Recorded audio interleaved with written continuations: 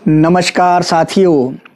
हिमाचल प्रदेश सरकार मुख्यमंत्री जयराम ठाकुर जी अपनी सरकार के भारतीय जनता पार्टी की जो सरकार है उसके 4 वर्ष पूर्ण होने पर 27 दिसंबर को मंडी जिला के पड्डल मैदान में एक भव्य आयोजन करने जा रहे हैं और इस आयोजन में उन्होंने देश के प्रधानमंत्री नरेंद्र मोदी जी को भी बुलाया हुआ है और प्रधानमंत्री नरेंद्र मोदी जी इस कार्यक्रम में आ रहे हैं। मुख्यमंत्री जयराम ठाकुर जी स्वयं हिमाचल के प्रदेश की जनता को निमंत्रण दे रहे हैं और कह रहे हैं कि लाखों की संख्या में आकर इस कार्यक्रम का हिस्सा बने व प्रधानमंत्री नरेंद्र मोदी जी को सुने। मैं मुख्यमंत्री जयराम ठाकुर जी से कहना चाहता हूं, क्या ये आयोजन जो कर रहे हैं आप, ये करना बहुत ज़रूरी है, क्योंकि आज हमारा देश ही नहीं पूरा संसार जो कोरोना का एक नया वेरिएंट आया है, एक नया रूप आया है ओमिक्रॉन, उसकी चपेट में है। और WHO भी कह रहा है कि ये जो डेल्टा, इससे पहले सेकंड वेव में कोरोना का एक वेरिएंट आया था, उससे भी खतरनाक है।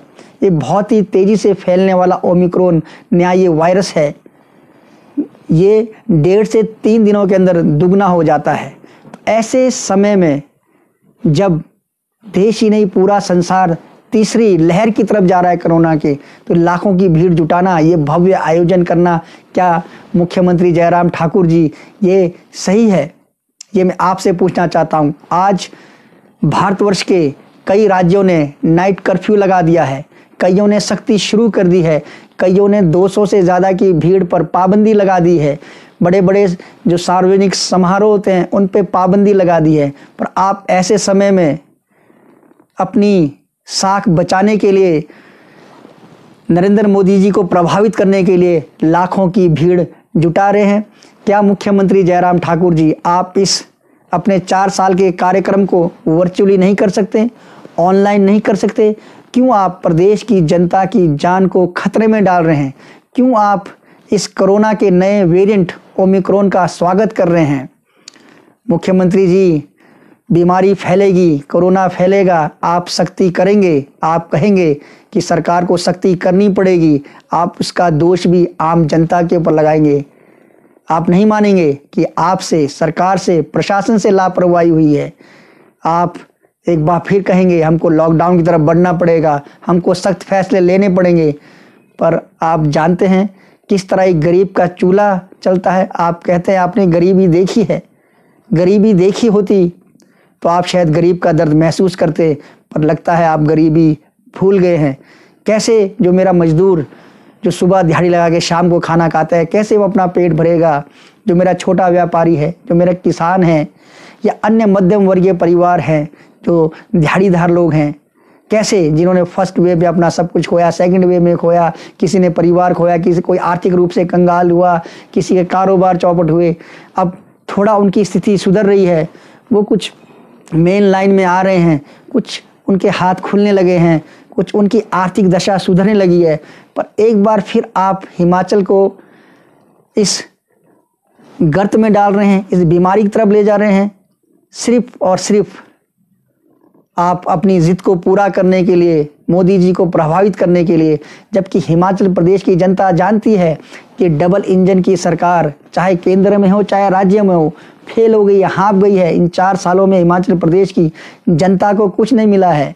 महंगाई चरम पर है, बेरोजगारी चरम पर है, कानून व्यवस्था जर्जर है, अफसरशाही हावी है, लोगों को कुछ मिला नहीं है। आपने इन 4-5 महीनों में लगभग 4000 करोड़ का कर्जा एक बार फिर ले लिया है। हिमाचल प्रदेश के लोगों के सर पर कर्जा बढ़ते जा रहा है।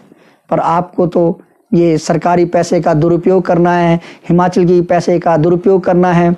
अफसरों को आदेश दिए गए हैं, प्रशासन को आदेश दिए गए हैं कि बसें भर भर के वहाँ पर लोगों को लाया जाए ताकि मोदी जी को वहाँ पर जनता दिखे। मोदी जी भी खुश हो जाते हैं, फिर मोदी जी को भी लंबी लंबी फेंकने के लिए मज़ा आता है, बड़ी बड़ी बातें वो कर जाते हैं।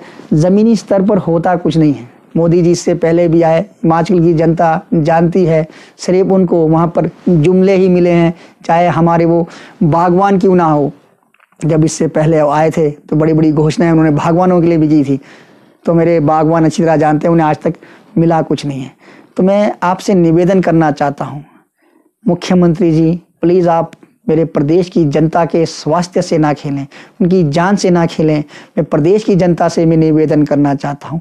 मैं इस रैली के खिलाफ नहीं हूँ, मैं प्रधानमंत्री जी के खिलाफ नहीं हूँ, पर ये जो समय है मैं इस समय के खिलाफ हूँ। इस समय अनुकूल नहीं है इतनी बड़ी बड़ी लाखों की रैलियाँ करने के लिए।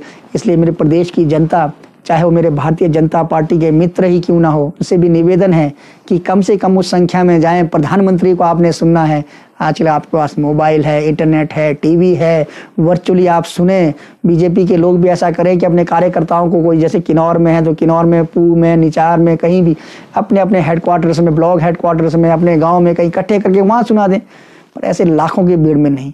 जब मुख्यमंत्री जी से पत्रकार पूछते हैं कि आप लाखों की भीड़ को इस ओमिक्रॉन वेरिएंट में इकट्ठा कर रहे हैं, तो आप कहते हैं नहीं, वहाँ पर जो कोरोना का जो नियम है उसकी पालना की जाएगी, मास्क लगा के आएंगे लोग, उचित दूरी रखेंगे। आपको लगता है कि जब लाखों की भीड़ इकट्ठी होगी तो ये कोरोना के नियम हैं उनका पालना किया जाएगा? मुख्यमंत्री जी, थोड़ा आप सोचें, क्योंकि आप हमेशा दिल्ली की तरफ मुंह करके रहते हैं। हमने आपको बहुत बार कहा, दिल्ली एक अलग चीज़ है, हिमाचल एक अलग चीज़ है। हिमाचल एक छोटा सा प्रदेश है, पहाड़ी प्रदेश है, हमारी जो भौगोलिक स्थिति अलग है, दिल्ली की अलग है। आप नीचे देखकर फैसला ना लें। आप सुबह कुछ फैसले लेते हैं, शाम को कुछ फैसले लेते हैं। आपसे निवेदन करना चाहता हूँ, अभी भी आप बातचीत करें, प्रधानमंत्री जी से बात करें कि समय अनुकूल नहीं है। इस 4 साल के जश्न को हम वर्चुअली क्यों ना मनाएं, तो ये बहुत अच्छा रहेगा प्रदेश के लिए, प्रदेश की जनता के स्वास्थ्य के लिए। तो प्रदेश के हित में मुख्यमंत्री जी फैसला लें। मैं आपसे निवेदन करना चाहता हूं, अपने इस 4 साल के जश्न को सादे तरीके से मनाएं। अगर जान रहेगी, जनता रहेगी, प्रदेश जनता सुखद रहेगी तो आप जश्न दोबारा भी मना सकते हैं। ज़्यादा नहीं कहूँगा। जय हिंद, जय हिमाचल, जय किन्नौर। नमस्कार साथियों।